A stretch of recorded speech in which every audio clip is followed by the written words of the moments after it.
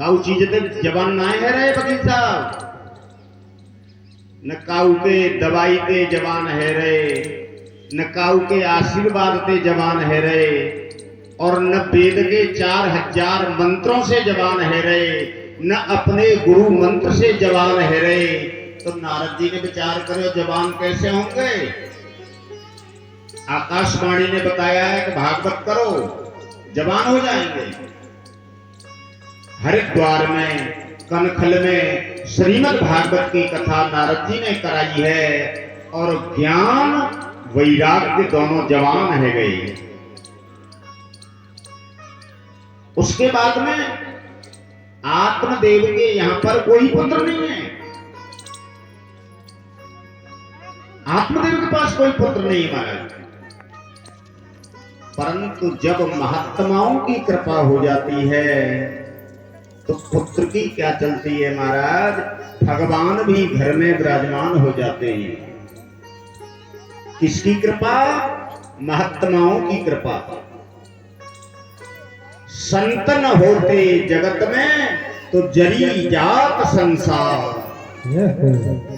शास्त्र में लिखा है कि इस जगत में संत नहीं रहेगा तो ये जगत भी नहीं रहेगा। दो ही तो चीजें, संत और भगवंत। ध्यान देना, एक संत है और दूसरा भगवंत है। भगवंत छोटा है और संत बड़ा है। मई वासियों, मेरी जन्मभूमि वासियों, भगवंत से तो संत बड़ा है।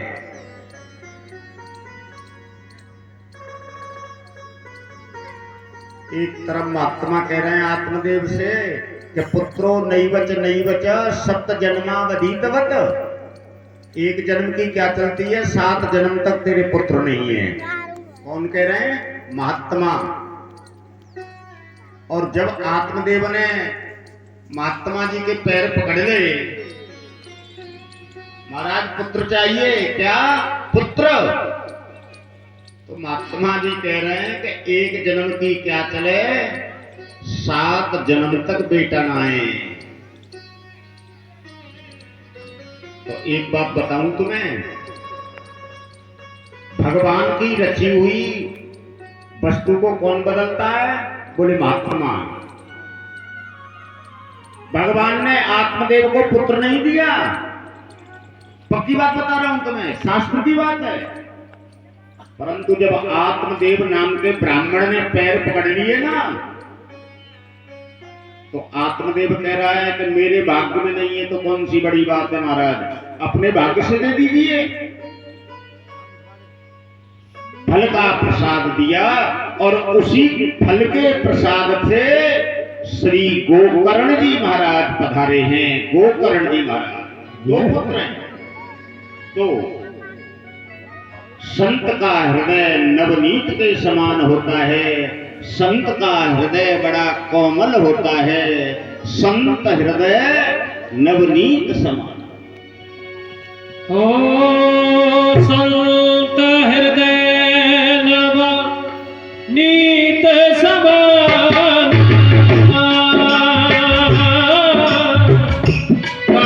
कभी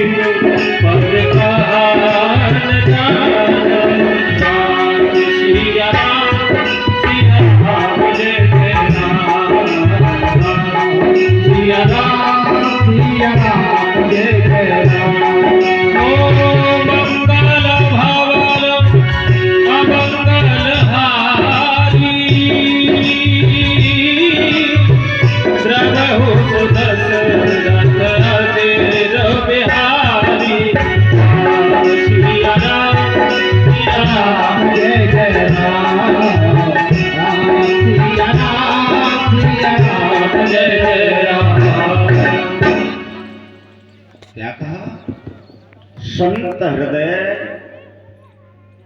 ज्ञानेंद्र जी कह रहे हैं संत हृदय नवनीत समाना। नवनीत का मतलब जानते हो? नवनीत किसे कहते हैं? नवनीत कहते हैं मक्खन को। लोनी को ध्यान देना। नवनीत के मतलब होता है मक्खन, मक्खन के मायने होती है लोनी। लोनी कितनी मुलायम होती है, लोनी कितनी पौष्टिक होती है, लोनी कितनी सुंदर होती है, लोनी कितनी चिकनी होती है, लोनी कितनी ताकतवर होती है, ये तो सब आप लोगों को पता ही है। मैं क्या बताऊं, बताओ। संत का हृदय केवल उसी प्रकार से होता है, थोड़ी देर में पिलक जाता है। आत्मदेव के ऊपर कृपा हुई, संत ने प्रसाद दिया, प्रसाद के बल से गोकर्ण आया, और जित कथा तुमने सब सुनी है। आत्मदेव की बहु धुंधली, धुंधली की वजह से धुंधकारी नाम पड़ेगा। कौन को? बाकी छोड़ा। तो एक बात तुम्हें ये बता रहा हूं कि पुत्र कैसा होना चाहिए, ध्यान देना। पुत्र, पुत्र गोकर्ण जैसा होना चाहिए, धुंधकारी जैसा पुत्र नहीं होना चाहिए। गोकर्ण जैसा होगा तो काम चलेगा, और कहूं आ गए और धुंधकारी की तरह तो भूत बनना पड़ेगा। हाँ, क्या बनना पड़ेगा? भूत। जो मेरे गोविंद से अलग रहेगा, कन्फर्म है भूत बनना पड़ेगा, कन्फर्म है।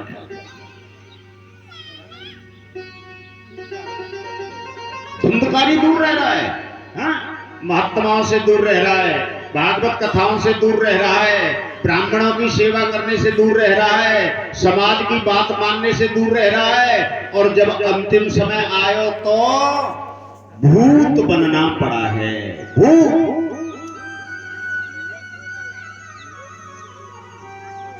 भूत की गति नहीं है, हाँ,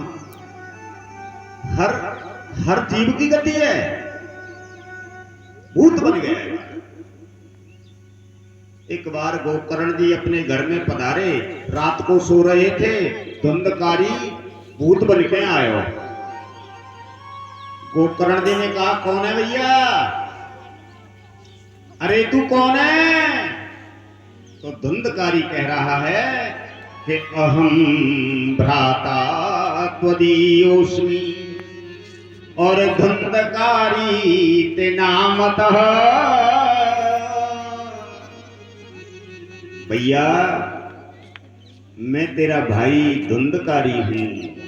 हाँ, धुंधकारी। गोकर्ण कह रहा है कि मैंने तेरा काशी में पिंडदान किया, गया में पिंडदान किया, हरिद्वार मथुरा वृंदावन में तेरा श्राद्ध किया, बड़ा मैंने दान तेरे लिए किया है, फिर भी अभी तू भूत है। हाँ, तो धुंधकारी क्या कह रहा है गोकर्ण से? सुनो कि गया श्राद्ध सते नापी। क्या कहा भैया? गया श्राद्ध सते नापी और मुक्तिर्न भविष्यति। भैया 100 श्राद्ध की का चल रही है, 1000 श्राद्ध करेगो तो मेरी मुक्ति ना है वे बारी। तो गोकर्ण जी कह रहे हैं कि मेरा भाई भूत है, इसलिए मैं जरूर उद्धार करूंगा, और उनके उद्धार के लिए आदरणीय सूर्य नारायण भगवान ने प्रेरणा गोकर्ण को करी है। श्री गोकर्ण जी ने नातेदार, रिश्तेदार, गांव वालों को निमंत्रण किया है और श्रीमद् भागवत को प्रारंभ किया है। धुंधकारी भी पांडाल में आया है। हाँ, तो धुंधकारी को जगह नहीं मिलेगी। कहां बैठे बताओ? कौन जावे वकील साहब भूत के पास में? बताओ, पांडाल में जगह नहीं है। तो 7 गांठ का एक बांस रखा हुआ है, उस बांस में प्रवेश किया। एक दिन की कथा हुई, बांस की एक गांठ फटी, दूसरे दिन की कथा हुई, दूसरी फटी, और 7 दिन की कथा हुई, बांस की सातों गांठ भेदन हो गई हैं और धुंधकारी का उद्धार हो गया है। मेरे प्रिय सज्जनों, मेरी जन्मभूमि सुभाष ग्रामवासियों, ऐसे गोविंद की कथा का स्मरण करना है, ऐसे गोविंद की कथा को में ध्यान देना है। जहां बैठे हो वहां से तो देना ही देना है, पर पंडाल में आकर के भी मेरे गोविंद को प्रणाम करना है। हर चीज दे अजमा लेना, गद्दी से बोल रहा हूं, अजमा लेना। केवल कथा सुनो तन से और मन से। धन की इच्छा तो बाद की बात है, धन पहले नहीं है। पहले क्या है? तन और मन। तन और मन तुम्हारा पंडाल में होगा तो काम चलेगा, और तन और मन पंडाल में नहीं होगा तो काम कैसे चलेगा महाराज? इसलिए मेरी जन्मभूमि समस्त जन्मभूमि के लिए मेरी हाथ जोड़ करके प्रार्थना है, और यहां से हाथ जोड़ करके निमंत्रण कर रहा हूं, आप भी आइए और अपने परिवार को भी लाइए, आपका ही काम बनेगा। मुझे तो केवल आपका दर्शन हो जाए, दर्शनों से ही कल्याण है। दरस परस मुख मंजन पाना, और कटे पाप कछु वेद पुराना। सब रामायण के ज्ञानी हैं, केवल आपका दर्शन चाहिए, कुछ नहीं चाहिए। देने वाला गोविंद है। अरे जाकी पत्नी है लक्ष्मी, जहां मेरा गोविंद रहेगा वहां लक्ष्मी तो स्वाभाविक रहेगी रहेगी। पति को छोड़ के कहां जाए बोलो? सब कुछ करने वाला मेरा गोविंद है, और गोविंद के सिवाय कुछ नहीं है। बोलिए भक्तवत्सल भगवान की जय हो। श्रीमद् भागवत के महात्म को यही प्रणाम करते हैं। 2 मिनट भजन संकीर्तन, उसके बाद में प्रथम स्कंद में प्रवेश।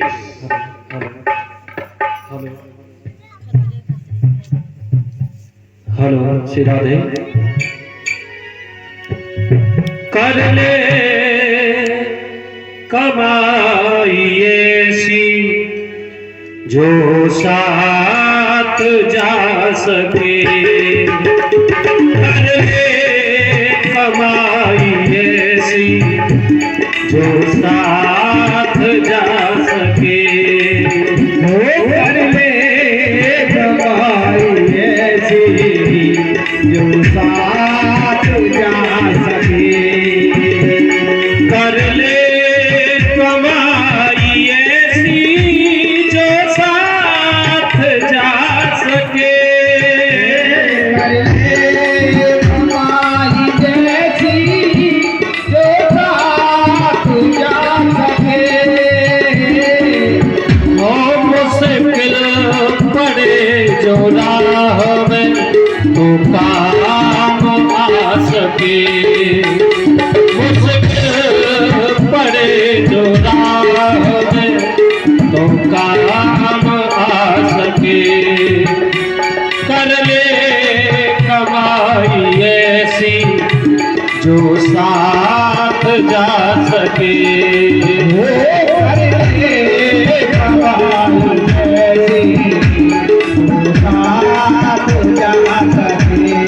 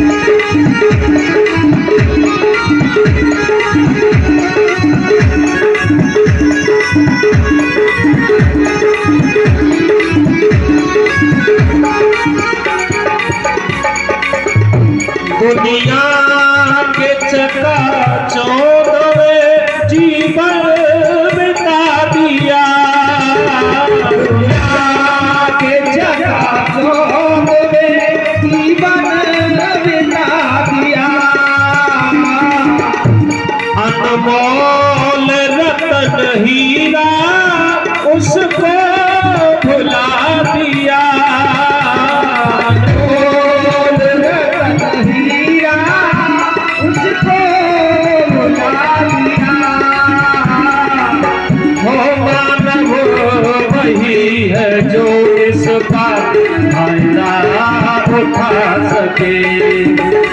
कर ले कमाई ऐसी जो साथ जा सके।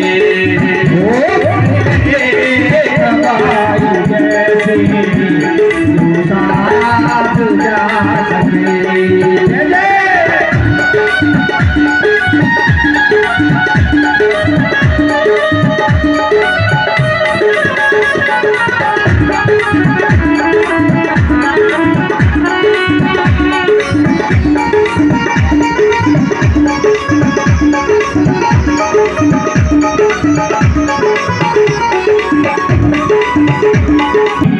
जो साथ जा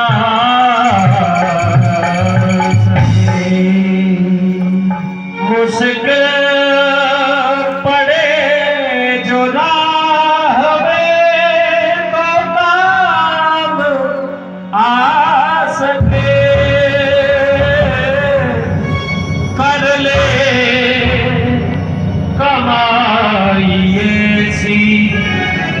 जो साथ जा सके।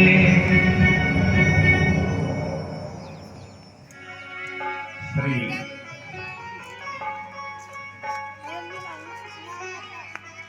सूत जी महाराज ने महात्मा को प्रणाम किया है। हाँ, और महात्मा को प्रणाम करने के बाद में प्रथम स्कंद में प्रवेश किया है। ध्यान देना। तो प्रथम स्कंद को प्रारंभ करने से पहले मंगलाचरण दिया है। मंगलाचरण देखो, कोई विद्वान यदि कथा प्रारंभ करता है तो सबसे पहले मंगलाचरण ही करता है। कोई कवि यदि कविता करता है तो सबसे पहले मंगलाचरण ही करता है। मंगलाचरण क्यों किया है? मंगलाचरण इसलिए होता है कि जिस कार्य को हम कर रहे हैं उसमें मंगल ही मंगल रहे। ध्यान देना।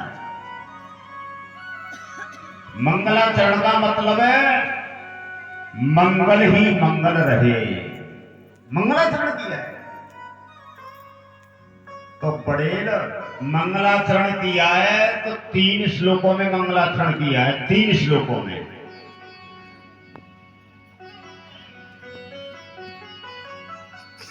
और पहले श्लोक में बीज का वर्णन है, ध्यान देना। और दूसरे श्लोक में वृक्ष का वर्णन है और तीसरे में फल का वर्णन है। फल का बीज क्या है? वेद माता गायत्री ही बीज है। और पौधा क्या है? कि ये जो 4 वेद है ना वही वृक्ष है। और फल क्या है? ये जो श्रीमद् भागवत रूपी आप रसपान कर रहे हैं, ये जो आप भागवत भागीरथी में गोता लगा रहे हैं, यही फल है। यही फल है। बड़े सुंदर श्लोक है। और पहले श्लोक में तो पूरी भागवत को ही भाव एक ही श्लोक में रख दो है। देखो, कोई विद्वान यदि कविता करता है तो पूरी कविता का भाव एक ही कविता में जरूर रखता है। कोई विद्वान यदि भागवत लिख रहा है या कोई शास्त्र लिख रहा है तो पूरे शास्त्र का निचोड़ एक श्लोक में जरूर रखता है। पहले श्लोक में मंगलाचरण किया है ना, तो क्या कहा कि जन्माद्यस्य यतोन्मयादि तरतः और चार्थे स्वेज्ञः स्वराट तेने ब्रह्म हृदय आदि कवये मुह्यन्त यत् सूर्य तेजो पार न यथा विनिमयो और यत्र सर्गो मृषाम् धाम्ना स्वेन सदा निरस्तकुहकम् सत्यं परं धीमहि।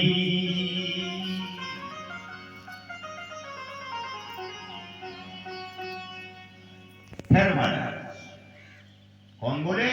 88,000 महात्मा। Please break. बोले क्या है? तो क्या कह रहे हो? सत्यम परम धीमहि। हाँ, थोड़ी देर पहले कह रहे तो कृष्ण ही भागवत है और भागवत ही कृष्ण है, तो ये सत्य कहां से घुसा बीच में? तो सूत जी महाराज कह रहे हैं, महात्माओं सत्य स्वरूप परमात्मा को प्रणाम किया है। किसको? बोले सत्य स्वरूप परमात्मा को। यदि इसमें सत्यम परम धीमहि की जगह पर लिखेंगे कि कृष्णम परम धीमहि, तो जितने राम के भक्त हैं ना वो कहेंगे कि हमारे राम को तो नाम ही नहीं आयो, हम ना सुन रहे। और रामम परम धीमहि लिख दें तो जितने शंकर भगवान के भक्त हैं वो कहेंगे कि हम ना सुन रहे, हमारे शिव जी को तो नाम ही ना है। और शिवम परम धीमहि लिख देंगे तो दुर्गा मैया का काउंट कमें बताओ। शिवम परम धीमहि लिखेंगे तो दुर्गा मैया कहेगी कि मेरा नाम ही नहीं लो। किसी का नाम न लेकर के एक सत्य स्वरूप परमात्मा को प्रणाम किया है। सत्य स्वरूप परमात्मा को प्रणाम किया है। सत्य अलग है। राम कृष्ण बलराम जितने अवतार हुए वो अलग है। सत्य मानना चाहिए, सत्य बोलना चाहिए, सत्य को ग्रहण करना चाहिए, सत्य का आश्रय लेना चाहिए। सत्य के समान और कोई दूसरा धर्म नहीं है। सत्य के समान कोई धर्म नहीं है। सत्य ही एक सबसे बड़ा धर्म है। रामचरितमानस कह रहा है, हो धर्म भूषण हो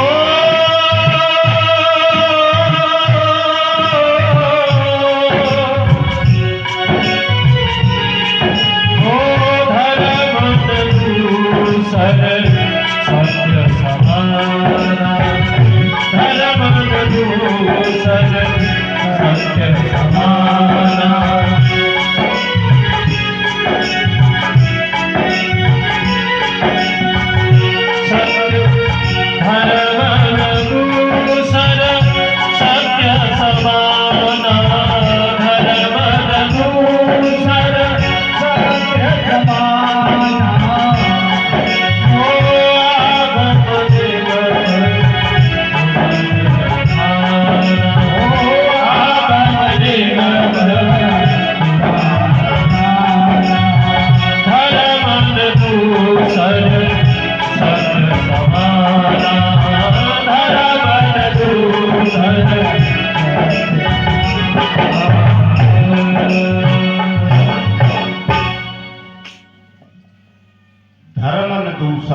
सत्य समाना। इसीलिए कह रहे हैं सत्यम परम धीमहि।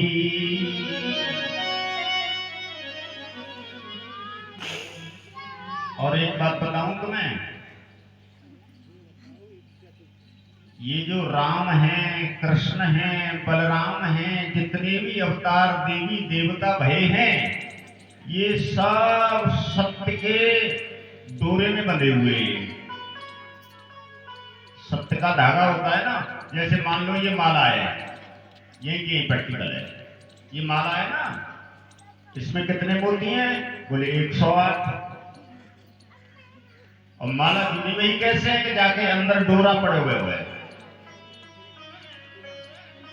जब सत्य नाम का डोरा टूट जाएगा तो सब मोती इधर उधर बिखर जाएंगे। जब तक सत्य नाम का डोरा जुड़ा हुआ है, जब तक सत्य नाम का डोरा मजबूत लगा हुआ है, तब तक सब देवी देवता एक ही जगह पे रहेंगे, एक ही जगह पे। तो धर्म के समान और सत्य के समान और कोई दूसरा धर्म ना है। समान कुछ नहीं है। पक्की बात बता रहा हूं तुम्हें। जब तक सत्य नाम का डोरा मजबूत है तब तक ये माला जुड़ी हुई है। जब सत्य नाम का धागा टूट जाएगा तो मोती इधर उधर बिखर जाएंगे। पक्की बात बता रहा हूं, ये प्रैक्टिकल है। हाँ, मोती कब जुड़ेंगे कि सत्य नाम का डोरा मजबूत होगा। और सत्य नाम का डोरा ही मजबूत नहीं है तो मोती कहां जुड़ने वाले हैं भैया। इसलिए सूत जी महाराज ने कहा है कि सत्यम परम धीमहि। और ये जो शब्द आया है ना धी, ध्यान देना, विद्वानों की नगरी है। हाँ, धीमहि। धीमहि का मतलब जानते हो? गायत्री मंत्र में भी आया है धीमहि भर्गो देवस्य धीमहि। जब तक धी माने बुद्धि होती है, बुद्धि, जब तक ये बुद्धि सत्य से जुड़ी रहेगी तब तक उसकी जीत होती रहेगी। और जैसे ही बुद्धि सत्य से हटेगी तैसे ही मामला गड़बड़ हो जाएगा, बिल्कुल गड़बड़ हो जाएगा। सत्य की विजय होती है। हाँ, सत्य की कभी पराजय नहीं होती है, शास्त्र कह रहे हैं। हाँ, और आदरणीय स्वामी जी महाराज 100 साल से कह रहे हैं कि सत्य की विजय होती है और असत्य का पराजय होता है, बिल्कुल पराजय होता है। और एक बात बताऊं तुम्हें, चोटा यदि, डाकू यदि सत्य को ग्रहण करेगा तो उसकी भी विजय हो जाएगी। पक्की बात बताऊं।